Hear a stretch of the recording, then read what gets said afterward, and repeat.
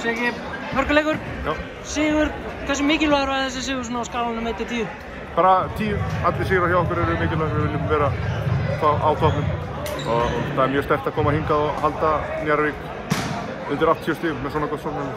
Var það svona, hvað að segja, það sem var lagt upp með hérna í kvöld hjá Tindastól, vörnin? Það er alltaf það sem við leggjum upp, við treystum á hana. Það meina ef hún er léleg þá erum við léleg.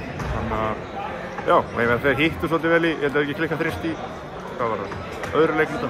Þannig að þeir svona stóra hitta vel. Við héldum á vörn og það sá að það þreytta í lokin og skotið voru stutt hjá þeim. Það skilaði sínu.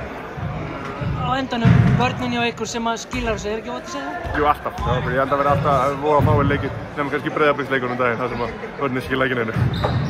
Svona fyrir framhaldið, svona sigur í Njarðvík á þessu Njarðvíkurliði eins og það segir. Hvað gefur þetta svona ykkur fyrir framhaldið? Bara, mér finnst við vera svona að rúlla á öllum. Það er allir að leggja í búk. Djafóðin er með 22 stig í dag en allir aðrir eru með 10+, þannig að þetta er bara svona eins og við viljum hafa það.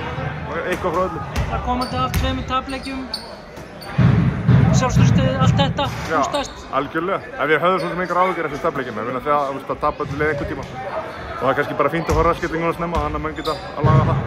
Takk fyrir þetta, Siggi. Takk.